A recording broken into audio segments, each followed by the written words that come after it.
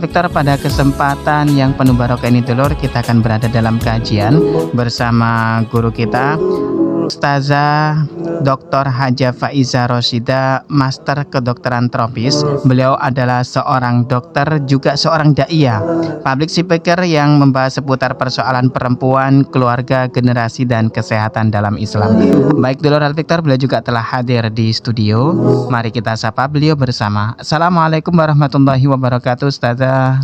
Waalaikumsalam warahmatullahi wabarakatuh. Alhamdulillah, sehat walafiat hari ini Ustazah ya. Alhamdulillahirrahmanirrahim, Mas Ishak. Alhamdulillah sehat semua. Semoga juga Mas Ishak demikian beserta keluarga, juga sahabat-sahabat muslimah, dulur Victor yang menyimak perbincangan kita pada pagi hari ini. Semoga sekeluarga sehat-sehat semua. Amin, amin, amin, amin ya rabbal alamin. Masya Allah.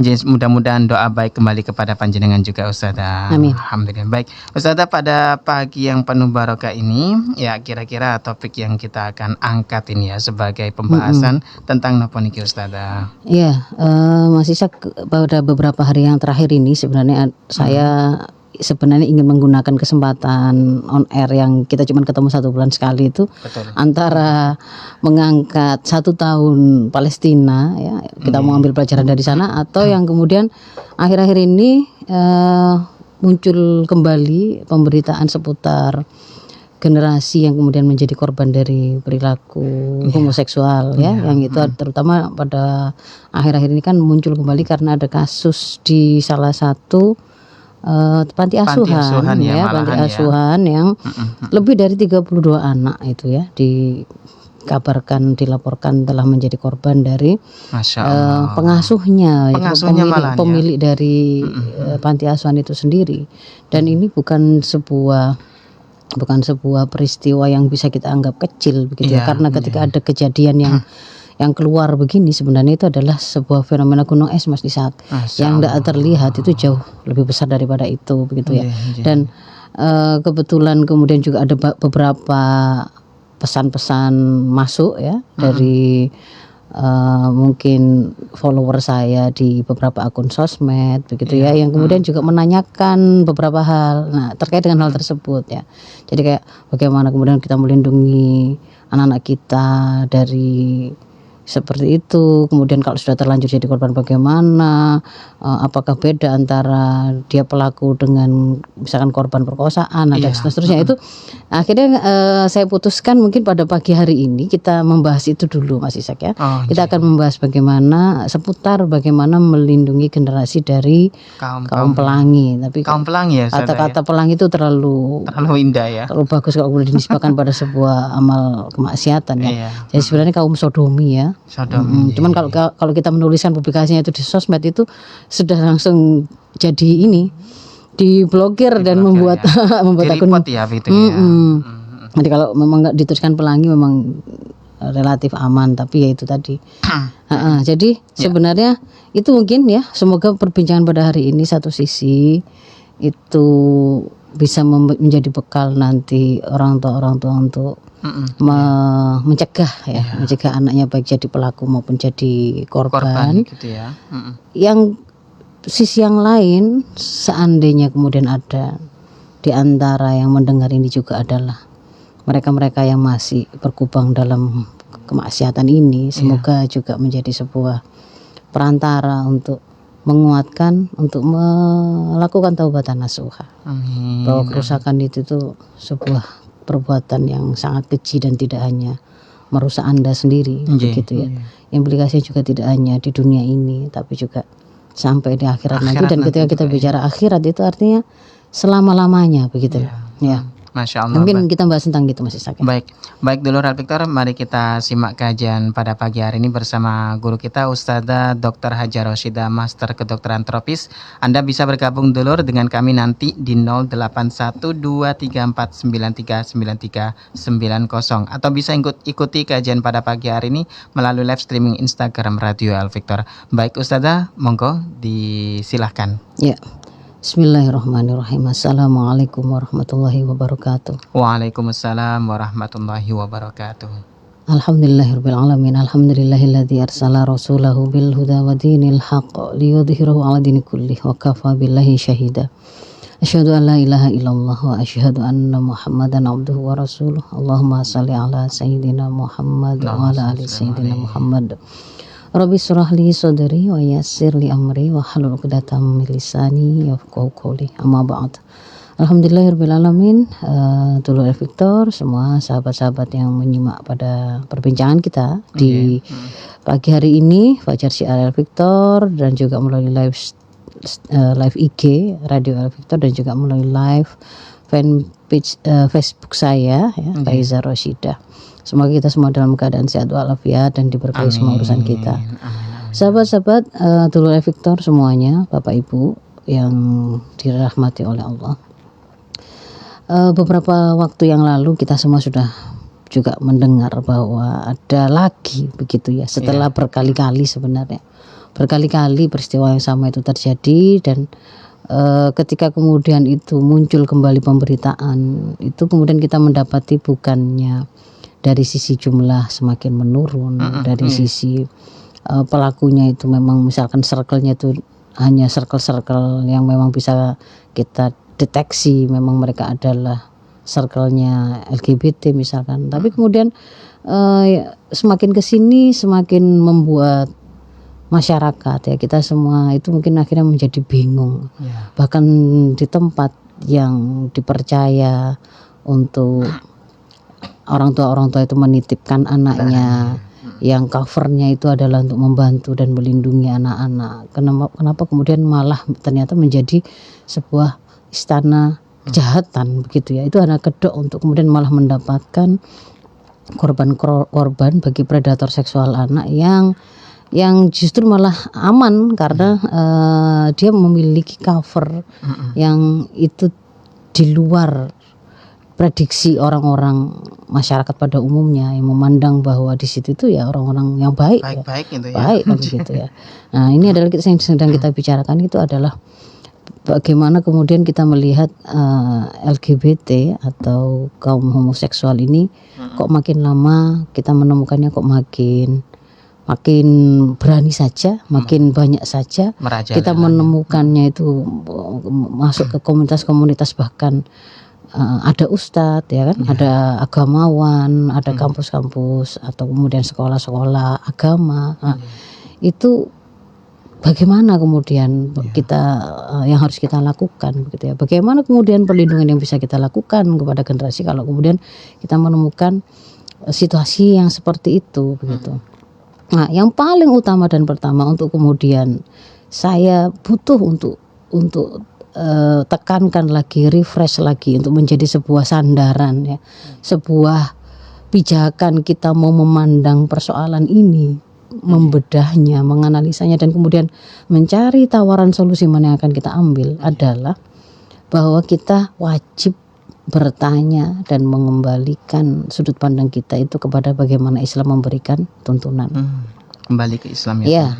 Karena kalau tidak begitu Mas Ishak, kita akan diombang-ambingkan dengan berbagai macam teori, narasi, kemudian pendapat, ya, konvensi-konvensi, kesepakatan-kesepakatan, bahkan dia menggunakan label-label atau jalur-jalur kebijakan dan kesepakatan-kesepakatan internasional, begitu kan ya.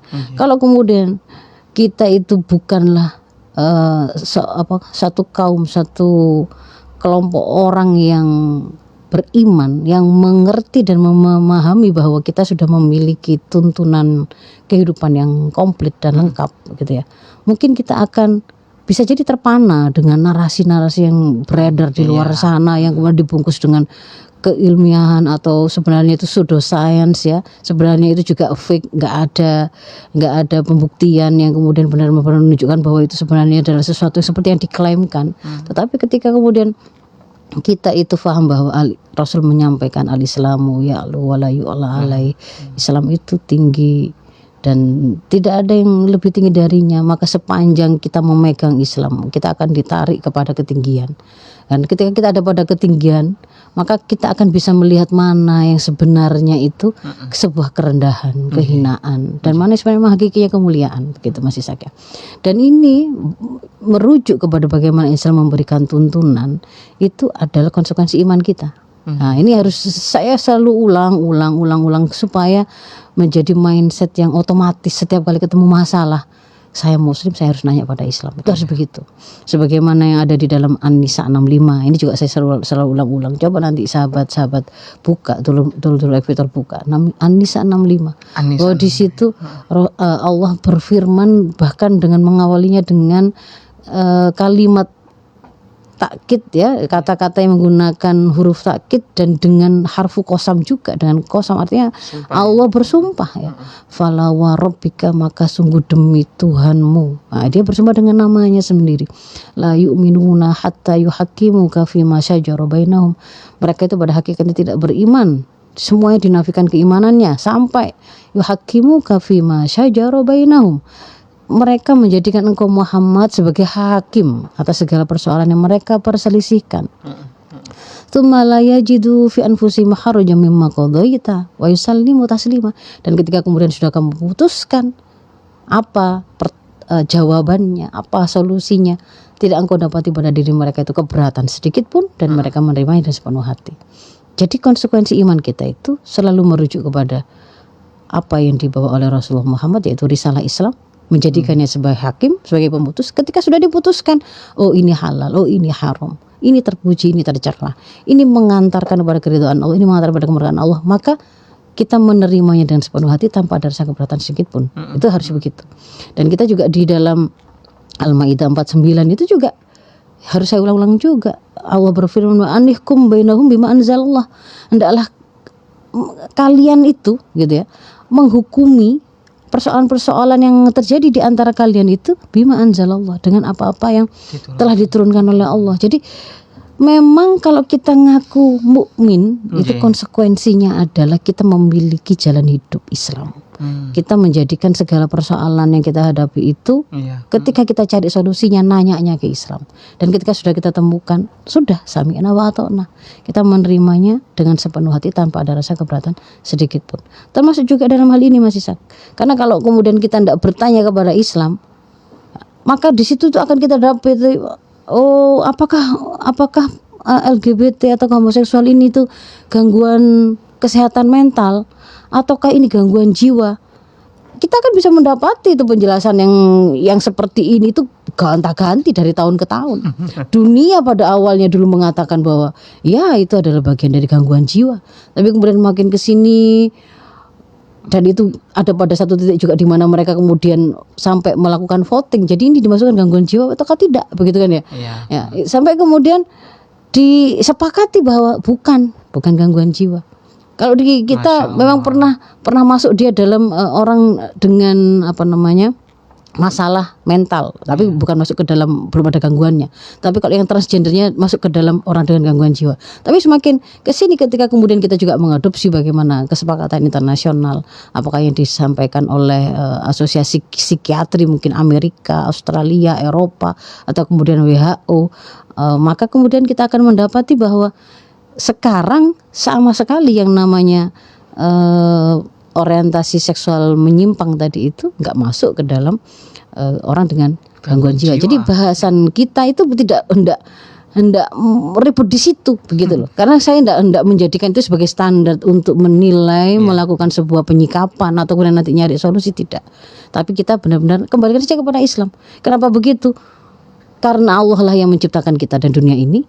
Dia yang pasti paling tahu bagaimana baik dan apa yang baik dan buruk untuk ciptaannya, kan begitu kan ya. Apa yang bisa mengatakan pada kerusakan, apa yang bisa mengatakan pada kebaikan. Dan aturannya itu sifatnya pasti hakiki, nggak nisbi, nggak kira-kira, nggak gonta-ganti, nggak trial and error, kan gitu kan ya. Dan hakikinya itu tidak hanya kemudian bisa kita pegang selama di dunia ini, wah ini benar, pasti benar, tapi karena memang hakiki itu sampai ketika nanti kita dikembalikan kepada Tuhan kita tidak kecelik gitu loh. Karena kalau kemudian kita mengira di sini itu, wah ini kita bela-bela gitu ya, kita jadikan ini bahkan sebagai heroisme atas nama perjuangan hak asasi manusia gitu. Ternyata ketika kemudian kita dikembalikan kepada Sang Pencipta manusia itu, penilaiannya, standar penilaian itu ternyata beda. Gitu kan. Kalau hari ini kan ya membuka aurat, memiliki orientasi seksual kayak apa saja begitu kan ya. Itu hak asasi manusia, bagian dari hak asasi gitu loh. Bagian dari hak asasi, bagian dari kesehatan seksual yang sejahtera. Karena kalau ada dipaksa di situ, kemudian ada intimidasi, merasa didiskriminasi, dia punya orientasi seksual seperti ini, dia memenuhinya dengan cara yang kemudian ternyata ke orang lain kok ngurus-ngurusi, maka itu dikatakan tidak sejahtera situasi kesehatan seksualnya, secara psikis, secara mentalnya. Dan itulah yang kemudian membuat kaum muslimin hari ini itu justru semakin mereka lupa bahwa mereka itu sudah punya tuntunan yang akan membuat mereka itu tidak perlu kesasar-sasar dan tidak perlu nyari-nyari lagi begitu solusinya. Dan itu juga akan mengantarkan besok di akhirat itu ketika kita dikembalikan pada Allah, kita bisa bertanggungjawabkan gitu. Tidak kecelik gitu loh, tidak kecelik gitu ya. Nah, jadi itu catatan pertamanya ya. Maka kita harus menjadikan tuntunan Islam itu sebagai sebuah rujukan, begitu ya Mas Ishak ya. Nah, kalau kemudian kita menjadikan Islam sebagai rujukan, maka kita tidak akan bingung meletakkan LGBT ini posisinya kalau dalam pandangan Islam itu bagaimana? Apakah ini persoalan kesehatan? Apakah ini persoalan mental? Apakah persoalan enggak gitu. Tanya saja, kemudian kita akan dapati bahwa ketika kita bicara LGBT itu kan ya, mungkin nanti tidak semuanya yang bisa dibahas ya secara globalnya saja. Kalau L itu kan mungkin bagi dulur Elvitor yang belum pernah tahu misalkan ya, saya kira kok enggak tahu ya. L itu kan lesbian ya masih saja. Lesbian memiliki orientasi seksual kepada sesama jenis tapi untuk yang perempuan gitu kan. Kemudian G itu gay ya, sesama laki-laki. Lalu B biseksual itu berarti dia ACDC ya, maksudnya ya dengan laki-laki ya dengan perempuan gitu. Lalu yang T transgender ini mereka yang merasa identitas gendernya itu beda dengan identitas biologisnya gitu ya. Dia terjebak pada jenis kelamin yang salah. Misalkan dia merasa itu cewek tapi badannya itu laki-laki. Sehingga kemudian dia merubah gendernya gitu ya. Karena meskipun dia itu laki-laki tapi kan di dalam tubuhnya itu perempuan gitu loh, atau sebaliknya dia mengatakan seperti itu. Dan ini ketika kemudian kita mengikuti prinsip atau narasi yang itu dibangun atas dasar itu adalah hak asasi manusia atau hak dasar, maka kita lihat tambah lama kan nambah itu istilah yang mereka punya untuk menggambarkan ragam orang yang memiliki orientasi seksual itu nggak hanya secara sesama jenis atau lawan jenis gitu kan ya. Selain ada LGBTQ itu kemudian macam-macam di belakang itu sampai plus gitu kan ya. Karena masih dibuka peluang untuk berkembang lagi gitu kan. Ya kenapa bagi kita tidak bingung kita memandang begitu itu. Karena begitu kemudian manusia itu menganggap bahwa kebebasan berperilaku itu adalah hak asasinya dia, maka itu kan berkolaborasi dengan bisikan setan itu, kamu kan jangan tunduk kepada tuntunan Allah. Begitu tidak tunduk kepada tuntunan Allah, hidup seamaumu, ya dibawa melakukan apapun Anda akan pernah ada puasnya. Kalau kemudian sebelumnya itu dengan heteroseksual, dengan lawan jenis satu orang, wah kurang dengan banyak orang. Kemudian kalau dengan lawan jenis itu sudah bosan dengan sesama jenis. Kalau kemudian sudah dua-duanya, sekarang coba dua-duanya ACDC. Kalau kemudian juga sudah manusia itu sudah dihabisi semua lah, misalkan sudah dia coba semua dengan cara bagaimana, dengan hewan kan begitu kan, dengan alat, gak akan ada selesainya sampai apa akhirnya ya sampai dia itu dipaksa berhenti karena mulutnya sudah disumpal tanah dan dia harus kembali mempertanggungjawabkan di hadapan sang pencipta dia, sang pencipta naluri seksual yang dia katakan membuat dia melakukan hal-hal seperti itu tadi. Kan begitu, baru dia akan berhenti dan baru pada saat itu dia akan menemukan apakah benar klaim kebebasan hak asasi manusia yang selama ini kemudian dia dengung-dengungkan, dia perjuangkan itu memang itu. Karena mereka kan mendasarkannya, definisi hak asasi manusia adalah hak dasar, hak pokok yang dimiliki oleh setiap manusia sebagai pemberian dari Tuhan. Anugerah dari Tuhan. Tetapi kemudian ketika ada aturan, misalkan aturan dari Tuhan mengatakan dia harus menutup aurat, dia katakan itu bertentangan dengan hak asasi manusia. My body, my authority. Untuk buku itu adalah kedaulatanku, kok mau pakai baju kok sampai diatur oleh dogma-dogma agama kan begitu kan ya. Bahwa saya memiliki sebagai manusia itu memiliki naluri seksual yang perlu untuk dipenuhi, ketika kemudian pakai diatur-atur harus dengan sesama jenis atau lawan jenis dengan cara pernikahan dan seterusnya, itu itu sesuatu yang memaksa. Kenapa saya harus mengikuti aturan-aturan atau norma-norma yang itu melanggar hak asasi saya, kan begitu. Jadi kalau bagi seorang muslim sebenarnya ini harus mulai disadari. Kita sebenarnya konsep itu memang bukan konsep dari Islam. Hak asasi manusia dengan narasi seperti itu sama sekali tidak ada dalam pandangan Islam. Yang kita kenal itu adalah hak syar'i yang memang diberikan oleh Islam. Ketika kemudian Islam menetapkan bahwa seorang anak itu tidak boleh dibunuh, gitu ya, tidak boleh diaborsi. Bahkan ada di situ dijelaskan ada hukumannya. Begini nanti kalau kemudian Anda melakukan pembunuhan ketika janin, ada kemudian harga yang harus Anda bayar, hukuman harus kemudian Anda alami, gitu kan ya. Ketika kemudian seseorang itu bahkan difitnah sajalah, melakukan zina, difitnah melakukan hal-hal yang itu hina atau kemaksiatan, itu akan ada hukuman. Jadi di situ kita melihat bahwa ada hak manusia untuk dijaga kehidupannya.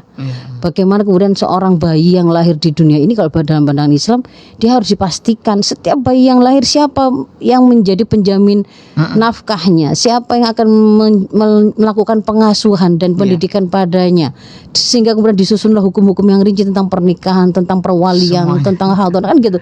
Itu real karena memang dia menetapkan ketika ini jadi hak, itu ditetapkan oleh syarat begini cara memenuhinya. Beda dengan klaim saja hak hidup anak, tapi bolak-balik itu di negara-negara barat itu justru aborsi itu keleleran kan begitu kan ya. Per detik itu terjadi.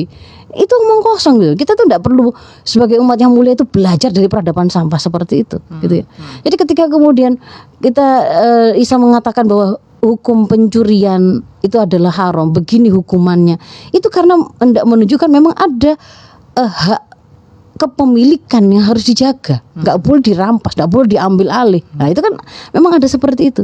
Bahkan ketika kemudian misalkan Islam menetapkan ada hukum-hukum keharuman memakai narkoba, keharuman untuk meminum minuman khamr dan seterusnya, karena ada akal yang harus dipelihara pada diri manusia.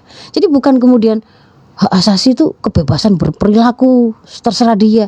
Ya kalau terserah dia begitu ya, terserah dia itu kamu hidup itu juga dengan semua itu fasilitasnya dari Allah.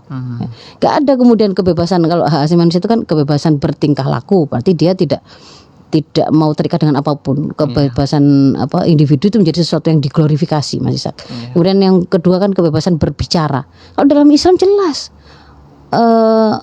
mangkan yu'minu billahi wal yawmil akhir falyakul khairan aw liyasmut, kan gitu kan ya. Barang siapa yang beriman kepada Allah dan hari akhir, hendaklah dia itu bicara, boleh bicara apa saja, tapi asalkan benar. Kalau enggak wis demo.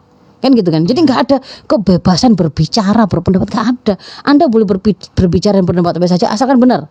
Kalau enggak benar demo. Gitu kan ya. Nah, jadi kayak begitu. Ya ini untuk menunjukkan beda antara hak asasi manusia yang kemudian diklaim, dikiranya kalau kita enggak setuju konsep itu, berarti kemudian Islam itu anti kemodernan. Salah. Bukan. Justru kita itu memiliki konsep yang sangat jelas tentang bagaimana hak dari seorang manusia, bahkan itu diiringi dengan pengaturan yang lengkap untuk memenuhinya, bukan jargon kosong begitu. Dan itu adalah karena kita tunduk kepada tuntunan syarak malah justru. Nah, justru kemudian kalau kita bicara bagaimana kemudian Islam meletakkan LGBT itu adalah perbuatan maksiat, Mas Ishak, kemaksiatan atau kriminalitas atau jarimah yang berhak untuk dijatuhi sanksi. Jadi dia bukan masalah kesehatan mental, bukan persoalan menyimpang kejiwaan. Nah, itu adalah kriminalitas, itu adalah jarimah, pelanggaran terhadap syariah. Karena kemudian syariat telah menetapkan bahwa diciptakan manusia itu berpasang-pasangan, kalian itu berpasang-pasangan itu tuh kemudian satu sama lain kemudian bukan yang maksudnya berpasangan itu kan kemudian kita tuh menikah di situ tuh ya, di arum itu ya. Itu karena kemudian memang Allah mempasangkan bahwa keluarga itu dibentuk dari suami dan istri ya. Kan begitu kan ya. Kita mau membuka tuntunan Al-Quran, kita mau membuka tuntunan dari hadis, baik dalam bentuk afalnya Rasul ataukah akwalnya Rasul ataukah takrir Rasul, kita mendapati penjelasan bahwa yang namanya pernikahan, yang namanya pemenuhan terhadap kebutuhan naluri seksual itu ya hanya dalam pernikahan, dan pernikahan itu adalah laki dan perempuan. Kan bukan dengan sesama jenis, baik laki-laki dengan laki-laki maupun perempuan dan perempuan. Nah, jadi ketika kemudian ini merupakan sebuah kekeliruan, sebuah kemaksiatan, bagaimana kalau kemudian kita melihat Islam kemudian memberikan sebuah perangkat peraturan untuk membuat bahwa agar perilaku yang lurus yang sesuai dengan tuntunan Islam itu tetap terjaga di masyarakat. Ya, jadi bagaimana caranya mereka yang sebelumnya itu tidak terbersit sedikit pun, yang belum pernah melakukan pelanggaran atau kemaksiatan ini, itu dibikin dengan mekanisme yang ada agar tidak terbersit ke arah sana secara pikiran, tidak kemudian didorong oleh masyarakat di sekitarnya tempat tinggal dia untuk kemudian mengikuti tren yang ternyata seperti itu, atau kemudian tidak kemudian juga menjadi orang yang membanggakan kemaksiatan itu. Nah, itu melalui proses apa? Melalui sebuah proses edukasi dan pendidikan yang mencetak dan menghasilkan generasi-generasi muslim yang dia itu ngerti bahwa dia itu adalah hamba Allah, hidup adalah untuk mengabdi kepada Allah sesuai dengan tuntunan Allah, sehingga kemudian dia harus mengilmui setiap amal yang dia lakukan agar selalu dalam koridor tuntunan syara. Itu seperti itu kan, itu pencegahannya. Kalau terus yang kedua, bahwa ketika kemudian ada di tengah-tengah masyarakat ini itu mereka yang sudah terlanjur melakukan kemaksiatan itu, sudah terjebak juga ada mekanisme di dalam Islam itu untuk kemudian membuat mereka itu berhenti, stop, tidak boleh melakukan kemaksiatan yang sama, tidak boleh mengulanginya, dan kemudian tidak boleh melakukan inspirasi untuk kerusakan itu ke tengah-tengah masyarakat, kan begitu kan ya. Jadi di situ untuk pribadinya dia harus taubatan nasuha. Untuk membuat dia itu kapok, itu juga ada mekanisme penjatuhan sanksi, kan begitu kan ya. Untuk menjaga agar di tengah-tengah masyarakat itu tidak beredar yang namanya ide-ide atau pemikiran atau narasi yang mengajak mempromosikan perbuatan bejat atau kemaksiatan ini, itu juga ada pengelolaan sistem media, kan begitu kan ya, yang itu mengarahkan kepada masyarakat agar terbentuk masyarakat yang bertakwa, bukan yang rusak, bukan yang kemudian isinya kalau buka sosmed itu ya, itu kemudian orang-orang yang memperkenalkan gimana sih cara menjadi gay di negara orang gitu ya, bagaimana melakukan friend with benefit tanpa merasa ada merasa ada kepikiran gitu kan. Pernah ada kan? Ada. Kalau kita scrolling sosmed itu akan ketemu itu. Podcast yang memberi inspirasi kayak begitu. Gimana sih kok bisa kamu itu sama dia kalau friend with benefit itu kan kayak kucing komplek kawin gitu loh. Pokoknya ketemu sama siapa asalkan bisa bisa memenuhi naluri seksualnya, berhubungan seksual, sudah gitu. Gimana caranya supaya enggak kepikiran? Dikasih tipsnya. Jangan tukar-tukaran nomor, jangan nanya keluarga dari mana dan pokoknya sudah, pokoknya cuman saja kan, cuma cari kepuasan saja sudah gitu, selesai. Nah, kayak begitu itu mereka dapatkan itu dari masyarakat yang rusak ini, yang memang dibuka celah untuk itu. Jadi di sini kalau kemudian kita cermati bahwa komplit sebenarnya begitu loh. Nah, dan ini hari ini kenapa kalau kemudian ditanya kenapa kok sekarang LGBT itu semakin marak, semakin merajalela? Ya karena kita jebol pada setiap pilar penjaganya. Kan untuk bisa menegakkan syariah ini itu ada 3 pilar, Mas Isan. Yang pertama pilar individu, itu adalah yang akan mencegah seseorang untuk jatuh kepada kemaksiatan, yang berusaha untuk membuat dia itu berjalan lurus. Itu yang pertama adalah pilar ketakwaan individu. Karena kesadaran kan hubungan dia dengan Allah, bahwa dia itu hamba yang seharusnya menjalani hidup sesuai dengan tuntunan Allah, itu akan membuat dia akan mengerem amal-amalnya itu tidak jatuh kepada kemaksiatan. Karena dia meyakini ada akhirat, ada pertanggungjawaban. Miqyasul amal dia di dunia ini berarti adalah halal haram, standar perbuatan dia adalah halal haram, bukan kesenangan saja, kan begitu kan ya. Maka itu menjadi pilar pertama. Ketika kemudian pilar pertama ini mungkin ada kalanya itu jebol. Kalau hari ini memang jelas-jelas jebol karena profil yang kayak begitu sudah mulai langka, diproduksi di mana. Kita kirimkan ke sekolah, ternyata kurikulumnya juga tidak membuat begitu. Kurikulumnya itu justru malah kalau hari ini pakai bahasa moderasi beragama, Mas Isa. Di antara ide moderasi beragama itu adalah definisi moderat itu adalah, atau lawan dari moderat itu yang dikatakan sebagai radikal itu adalah ketika menolak konsep-konsep atau narasi dari barat, contohnya hak asasi manusia. Itu spesifik disebut itu. Kalau misalkan tadi kita mengatakan kita menolak definisi bahwa manusia itu punya kebebasan berbicara, berperilaku, memiliki segala sesuatu gitu kan ya, beragama, bahkan gonta-ganti agama itu sebagai hak asasi. dan kemudian kita mengatakan itu bertentangan dengan apa yang ditentukan oleh Islam, maka orang yang kayak gini itu akan dicap sebagai radikal. Kan gitu kan. Dan sebaliknya berarti yang seperti itu menerima itulah yang moderat. Nah, ketika kemudian itu dilakukan, dijadikan sebagai bahan ajar, kurikulum, apa produknya? Ya anak-anak kita yang itu tadi tidak akan meletakkan kesadaran hubungan dia dengan Allah itu sebagai sandaran dalam memandang apapun. Nah, begitu kemudian hak asasi manusia itu dijadikan sebagai pijakan, ya sudah. Tuntutan tadi kan ya pokoknya boleh melakukan apapun sampai ya kan sampai ya, apapun lah itu bebas ya. Gitu. Nah, itu pilar pertama dirusak. Hari ini kita lepas di situ. Pilar kedua, masyarakat. Masyarakat ini itu sebenarnya kan sekolah besar generasi ya. Sekolah besar generasi ini itu dari mereka sebenarnya umat ini itu generasi kita itu juga banyak belajar. Mereka belajar bagaimana enaknya jadi penguasa yang korup gitu ya. Itu ya karena dia lihat dari pemberitaan perilaku penguasa yang kemudian ternyata malahi rakyat, tetapi kemudian ternyata uang hasil palaannya itu dia korupsi misalkan begitu kan.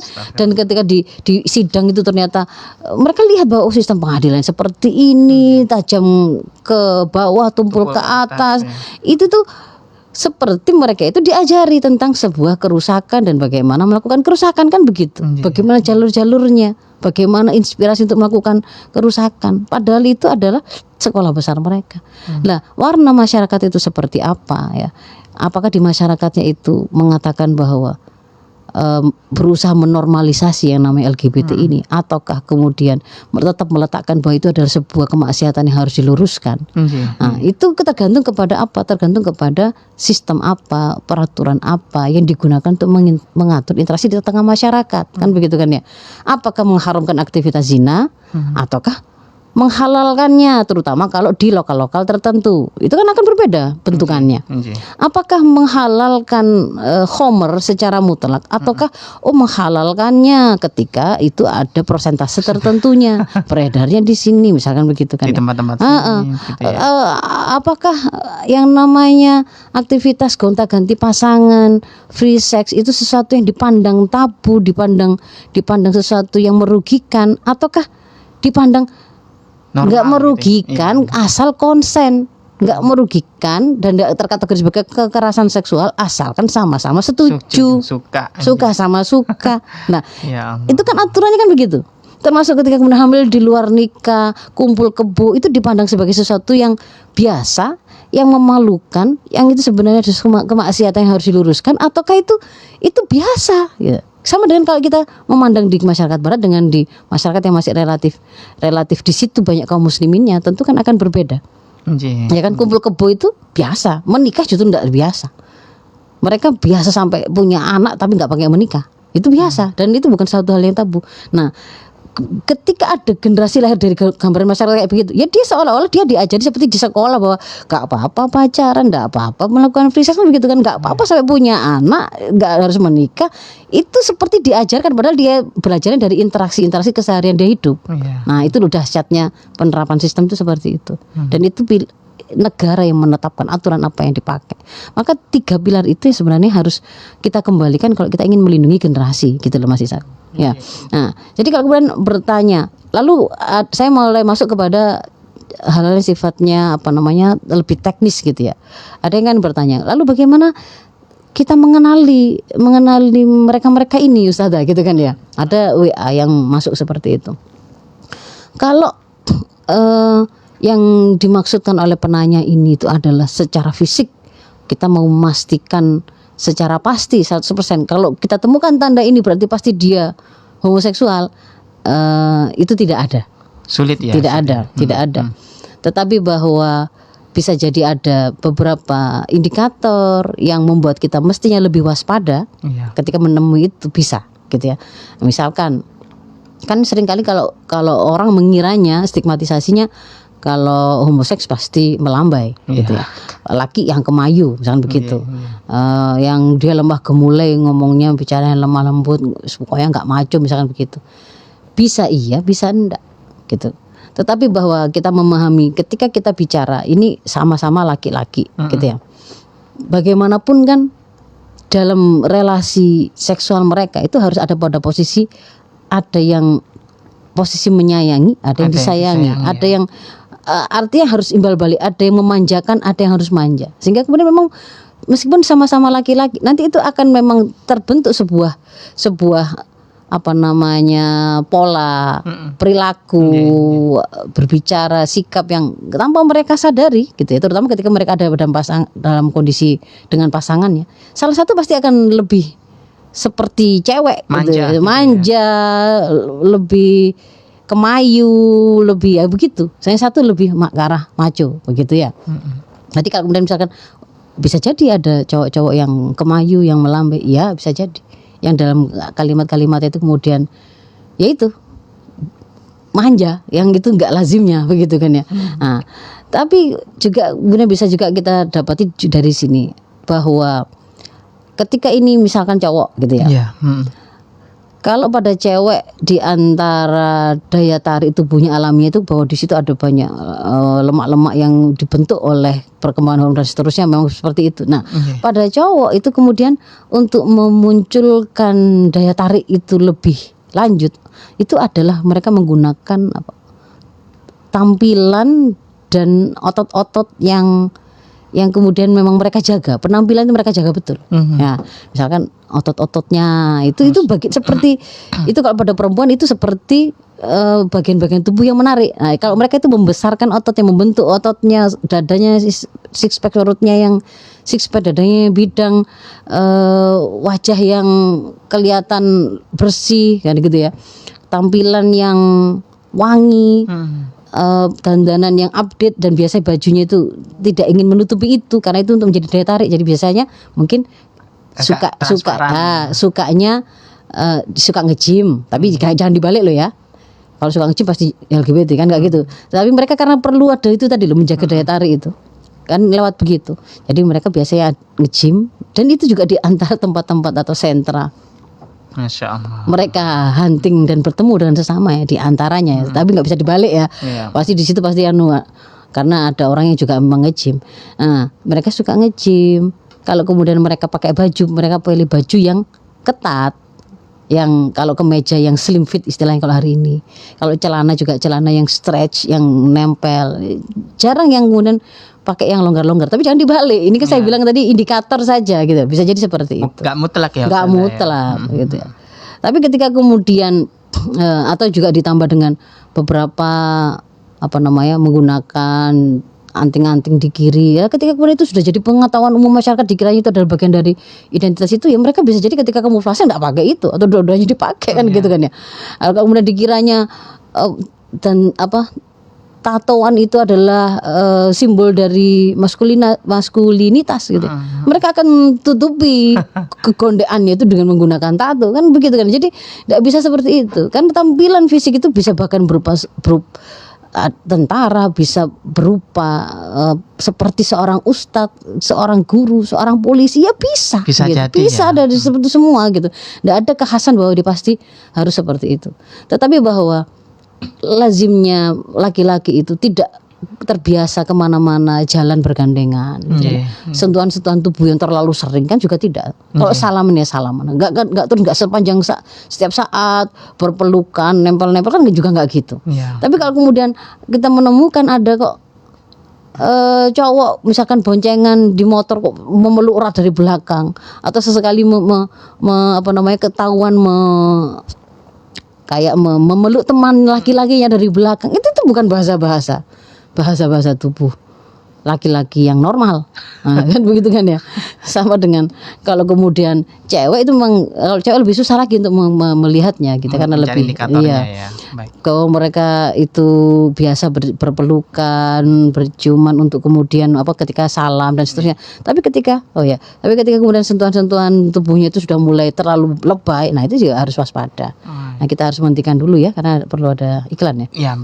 Ya baik Ustazah, sebenarnya ini menarik sekali ya untuk kita kaji dan paham ya. Baik, dulu Victor, kita akan lanjutkan kembali setelah jeda berikut ini. Jangan kemana-mana, tetap di Fajar Syiar Al Victor.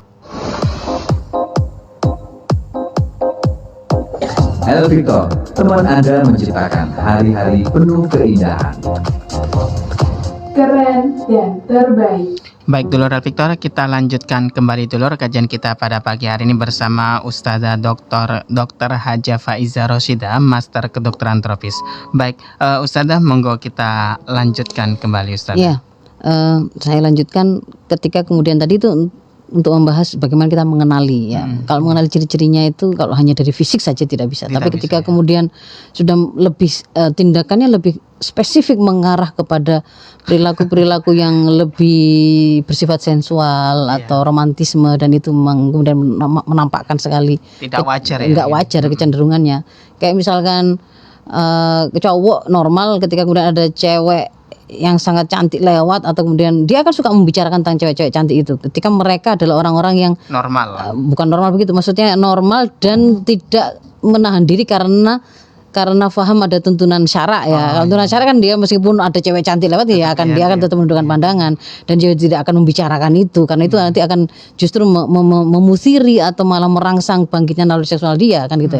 Tapi kalau orang yang dia menggembar-gemborkan kebebasan, dikasih kebebasan, cowok yang suka pada lawan jenis perempuan, pasti dia pembicaraannya lebih ke arah membicarakan cewek-cewek, bagaimana menaklukkan mereka kan begitu kan ya. Tapi kalau yang ini nggak suka kepada lawan jenis, ya pembicaraannya justru lebih tertarik kepada sesama jenisnya yang menurut dia menarik kan begitu kan ya, menurut dia menarik. Nah itu bisa dalam perbincangan sehari-hari ketika ada teman yang begitu, kok setiap hari kok ngomongin itu cowok sampai detail begini ya, suka kemudian tontonannya, nyari circle-nya. Nah begitu bisa menjadi suatu kewaspadaan. Apakah bisa dikenali sejak dini?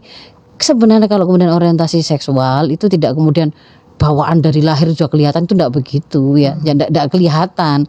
Sama dengan ketika anak-anak kita pada waktu masih kecil, belum balik begitu kan ya, belum keluar ketertarikan kepada lawan jenis karena dia belum matang organ-organ reproduksinya, ya dia bermain bersama temannya laki perempuannya biasa-biasa saja kan begitu kan ya. Tapi dan seiringnya waktu ketika kemudian dia balik, ketika kemudian organ-organ reproduksi termasuk hormon-hormon yang berkaitan dengan itu kemudian mulai terproduksi kan begitu kan, mulai matang, di situ baru kelihatan dia akhirnya memiliki ketertarikan kepada misalkan pada lawan jenisnya kan begitu. Nah jadi kalau mengenali dari sejak kecil ya enggak bisa. Kalau kemudian anak saya kok dia suka misalkan suka mainan boneka pasti dia itu berarti jadi homoseksual masa depannya. Enggak, kalau itu enggak, bukan dari situ, karena pada saat itu bahkan dia belum menunjukkan orientasi seksual begitu loh, dia enggak ada ke sana. Tetapi bahwa orientasi seksual pada saat dia itu muncul di masa remaja atau dewasa itu tadi, itu bisa kita arahkan agar lurus sejak dini, bisa, yaitu adalah melalui pendidikan. Ya kan, pendidikan yang seperti apa? Yang pertama tadi sudah saya sampaikan, itu adalah basis mengokohkan basis dari bangunan kepribadian Islam anak, itu akidah. Lalu kedua itu bagaimana kemudian mereka itu dikuatkan untuk kalau kamu muslim ya kamu milih tuntunan hidup itu dengan tuntunan Islam. Itu yang kedua. Jadi jangan sekuler, jangan ngaku muslim tapi nggak mau fanatik, nggak mau terlalu islami. Itu nggak masuk akal. Namanya kamu muslim ya tuntunan hidupnya harusnya pakai Islam kan gitu kan ya. Jadi agama itu sebenarnya juga doktrin ya harusnya. Agama bukan doktrin. Ketika kemudian kita mengajarkan itu persoalan lain. Tetapi bahwa kalau kita itu muslim seharusnya pengakuan bahwa Allah itu yang menciptakan saya, alam semesta kehidupan ini, meletakkan itu sebagai al-khaliq, itu sebenarnya sekaligus juga seharusnya meletakkan dia adalah al-mudabbir, yang mengelola, yang ngurus, yang ngeramut alam semesta ini. Kan begitu kan ya. Bukan terus kamu cuma menciptakan saja ya Allah, tapi kalau masalah hidup ini mau saya atur seperti apa terserah saya. Urusan saya. Nah, jadi kan kayak Allah diposisikan seperti membuat jam. Kalau sudah selesai bikin jam, sudah tugasmu selesai. Kan kayak gitu. Justru kemudian ketika kita mengakui bahwa Allah yang menciptakan kita, kelemahan kita, di situ pasti kita butuh aturan, tuntunan dari Allah. Gitu loh. Nah, itu adalah representasi, berarti kita akan hidup sesuai dengan tuntunannya. Lalu yang ketiga, bagaimana kita membentenginya itu dengan melakukan sebuah upaya untuk semakin mengokohkan, membekali anak-anak kita dengan sakofah ya, dengan pemahaman-pemahaman yang mereka butuhkan untuk setiap kali dia itu beramal. Nah, itu pemahaman tentang syariat ini. Kalau yang nomor 2 itu hubungannya Mas Ishak Ya, antara antara akidah dengan dan pilihan hidup ya, pilihan hidup, aturan yang dia pakai untuk hidup. Kalau yang ketiga ini lebih ke arah kekayaan pemahaman yang dia punya, supaya pengetahuannya. supaya kemudian dia itu ndak kosong, ndak bingung. Ketika anak itu misalkan ya, dia sebelum dipondokkan, dia sudah diberi pembekalan bahwa sudah secara alami sesuai tumbuh kembangnya dia diajari tentang kamu laki-laki. Laki-laki itu auratnya di sini dan di sini. Tidak boleh ada yang melihat, memegang dan seterusnya.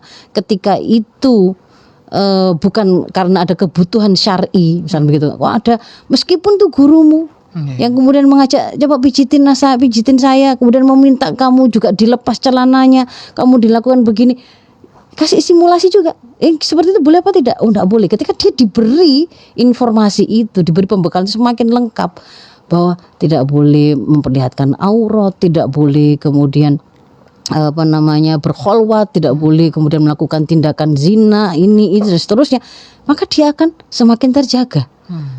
Karena anak-anak itu kan tidak tahu gitu loh. Dia enggak pernah tahu bahwa loh itu tuh keliru tak gitu tuh. Dimasuki itu sesuatu yang itu sebenarnya pelecehan ya. Sebenarnya itu keharaman ya. Sebenarnya itu adalah sebuah tindakan kekerasan seksual. Itu enggak ada, dia enggak pernah tahu itu gitu. Jadi ketika kemudian dia itu diberikan pemahaman tentang tuntunan fikih-fikih ini, amal ya praktis sesuai dengan tumbuh kembangnya, sesuai dengan kebutuhan amal yang mau dia lakukan, itu akan membentengi dia. Itu yang ketiga, ya, cara membentengi yang ketiga. Yang keempat, masyarakat itu harus menjadi masyarakat yang kondusif untuk tumbuh kembang mereka, yang membantu menjaga mereka itu tetap lurus. Jangan ketika kemudian ada bencong, ada transgender, itu tambah dianggap lucu, malah itu dijadikan sebagai sebuah biasa, komoditas gitu ya. Misalkan kalau lagi ini 17 Agustusan coba, bapak-bapak memakai daster sepak bola. Kalau kemudian kita memahami tuntunan Islam, laki-laki berpakaian atau bertingkah laku menyerupai perempuan dan sebaliknya perempuan bertingkah laku dan berpakaian menyerupai laki-laki, itu nggak boleh. Kita juga nggak boleh kemudian anak kita laki-laki kita pakaikan kerudung lalu kita merasa senang, ya lucunya, cantiknya, padahal dia jelas laki-laki. Itu sesuatu yang akan membingungkan dia. Dia dikokohkan seperti apa sebenarnya identitas seksual dia, begitu loh. Jadi itu yang keempat, masyarakat itu jangan malah menormalisasi yang seperti itu. Ada pelaku homoseksual keluar dari penjara, wah diglorifikasi kayak menyambut pahlawan saja. Kan ada kan yang keluar artis yang di penjara karena homoseksual, ketika keluar waduh disambut kayak siapa begitu. Itu begitu tuh nggak usah gitu ya. Kemudian yang terakhir, tapi ini nggak paling ringan, keberadaan negara yang benar-benar melindungi dan mengayomi rakyatnya dan penerapan seluruh sistem yang mengatur interaksi masyarakat itu dengan benar ya. Itu gitu ya. Jadi terus ada lagi pertanyaan lagi gini, apakah sama antara pelaku dengan korban? Kalau dia itu sama-sama pelaku homoseksual, pelaku liwat, pelaku sodomi seperti kaum Sodom, itu sebenarnya kalau dalam fikih baik pelaku baik yang di atas yang di bawah ya, yang jadi laki-laki maupun jadi perempuan, maksudnya istilah kalau hari ini itu boti ya. Boti itu berasal dari kata bottom itu yang di bawah. Nah, kalau baik yang boti maupun yang jadi cowoknya ya sama-sama nggak ada perbedaan pendapat, hukumannya mati kalau dalam Islam. Kalau memang dia menyadari itu, dia melakukan itu segala masukan dengan penuh kesadaran, itu hukumannya mati. Yang berbeda itu kan cara mematikan seperti apa gitu, cara menjatuhkan hukuman matinya. Nah, tapi kalau kemudian ini adalah sebuah tindakan perkosaan, ya beda. Ketika seseorang itu dipaksa, ketika seseorang itu di luar kemampuan dia, kemudian dia dipaksa melakukan kejahatan itu, di hadis maupun di Quran tidak dikatakan dia akan dihukum. Jadi kalau misalkan ada di kalau di hadis itu kan bahwa Allah itu mengangkat dari kaumku catatan amal atau yang dianggap sebagai dosa itu dari 3 kelompok ya. Orang yang melakukan kesalahan itu karena ketidaksengajaan, karena lupa, atau karena dia dipaksa. Nah, itu jadi kalau dipaksa ya dia enggak bisa disamakan dengan yang melakukannya dengan suka sama suka. Gitu ya. Kalau kemudian di Al-Qur'an bisa nanti dilihat di Al-An'am 145. Nanti sahabat-sahabat atau Dulur Victor bisa melihatnya di situ. Jadi di situ itu kalau Ibnu Qayyim mengisahkan ayat ini jadikan hujah oleh Ali bin Abi Thalib ketika ada seorang perempuan yang dipaksa berzina oleh seorang penggembala untuk dapat air minum sementara dia posisinya kehausan. Nah itu kemudian Imam Ali ketika Umar bin Khattab sebagai khalifah saat itu mau menghukumi, dia menyatakan ada ayat ini dalam Al-Quran Al-An'am 145. Itu menunjukkan bahwa kalau dipaksa itu Allah nggak akan menghukumnya. Karena darurat. Kalau perkosaan ya, kalau perkosaan. Tapi kalau kemudian di sini meskipun anak itu usianya 16, 17 dalam pandangan hari ini, undang-undang hari ini itu anak-anak, ketika kemudian dia melakukannya dengan suka sama suka, nah itu juga suatu kemaksiatan. Kalau sudah kemaksiatan, usia itu sudah mukallaf, kalau dalam pandangan Islam yang menjatuhkan sanksi memang negara. Gitu. Makanya kalau dalam pandangan Islam itu sebelum anak itu mukallaf, orang tua, para pendidik itu akan memakai semua perangkat yang dia punya untuk membuat anak itu terlahir lurus gitu loh. Untuk kemudian berjalan lurus supaya tidak sampai jatuh dihukum oleh negara. Kalau perlu ada takdib, ada penjatuhan sanksi dalam pendidikan, itu akan diambil oleh guru, oleh orang tua, tetapi tidak dalam rangka untuk apa? Kalau dalam pendidikan itu kan bukan takdib, itu bukan untuk menghukum sebagai sebuah pelanggaran, tapi itu dia dalam rangka anak sedang belajar, belum sempurna pemahaman yang dia punya, kepribadian Islam yang masih on off, kadang dia kadang enggak. Nah yang kayak begitu itu dibantu dengan adakan dikasih hukuman. Takdib namanya, bukan karena kebencian, bukan karena apa namanya ingin mengkapokkan atau enggak suka, enggak, tetapi itu dalam rangka meluruskan anak. Begitu lurus dia harus disambut. Tapi kalau kemudian negara prinsipnya itu justru penjatuhan sanksi yang tegas itu memang satu sisi itu akan membuat orang-orang yang tidak melakukan kemaksiatan, belum melakukan kemaksiatan yang sama, itu akan diajari untuk jangan pernah sekali-kali melakukan itu. Sisi yang lain bagi pelaku ketika kemudian dia itu bertaubat nasuha gitu ya, dijatuhinya sanksi oleh negara, itu akan menjadi penebus adab dia di akhirat. Begitu. Jadi memang kalau taubatan nasuha orang akan berusaha ngambil hukuman itu karena dia ingin daripada di akhirat enggak seberapa hukuman di dunia ini kan gitu. Itu kalau dalam sistem Islam kalau hari ini memang belum ada karena memang tidak diterapkan di sistem Islam tersebut begitu ya Mas Ishak ya. Ya. Masih ada waktu enggak ini? Sampun Ustaz. Habis ya. Masya Allah ya habis. Jadi semoga yang sedikit tadi mungkin bisa memberi perspektif yang lain lah, yang kelihatannya membuat ruwet urusan ini itu kan sebenarnya karena kita justru tidak menoleh kepada tuntunan Islam dan mengira narasi yang dipakai yang selama ini itu digembar-gemborkan untuk ngajari kita tentang hak asasi manusia, kebebasan bertingkah laku, berpendapat, beragama dan seterusnya, itu dikira sebagai suatu kebenaran dan kita mengikutinya, padahal itu justru sumber kerusakan. Maka jangan sekali-kali melakukan itu. Para intelektual yang sehari ini lisan-lisan mereka, tangan-tangan mereka dipakai untuk menjadi legitimasi bahwa LGBT itu tidak sama dengan kaum Sodom dan seterusnya, sadarlah bahwa itu merusak generasi gitu loh. Masa kemudian Anda itu mau menjual agama ini dan harga yang sangat murah. Ya semoga yang hari ini sedang terpuruk dan menjadi pelaku kemaksiatan ini, semoga Allah kuatkan, Allah mudahkan azamnya, dimudahkanlah ikhtiarnya itu untuk kemudian kembali di jalan Allah. Bisa, tetap bisa. Kalau ada pertanyaan apakah bisa sembuh, bisa. Tapi pasti berawal dari azam, dari dirinya dulu, keinginan kuat, niat yang benar-benar kuat dari dia dulu. Karena yang lain-lain di sekitarnya itu akan membantu. Tapi kalau dia sendiri belum, tidak bisa, gitu ya. Saya kira mungkin itu ya, Mas Ishak. Mohon maaf atas hal yang kurang berkenan, atau mungkin ada beberapa hal yang masih belum terjawab atau belum jelas. Aku minkum ihdinas siratal mustaqim. Assalamualaikum warahmatullahi wabarakatuh. Waalaikumsalam warahmatullahi wabarakatuh. Jemaah tersembah nuwun Ustazah. Alhamdulillah Dulur Victor, mudah-mudahan Dulur dari apa yang kita kaji pada pagi hari ini kita semuanya mendapatkan ilmu yang bermanfaat, barokah, serta mendapatkan ridha dari Allah Subhanahu wa taala. Dulur Victor, usai sudah perjumpaan kita di Fajar Syiar Victor hari ini, saya Ishak pamit undur diri. Terima kasih dan mohon maaf. Ihdinas siratal mustaqim. Wassalamualaikum warahmatullahi wabarakatuh.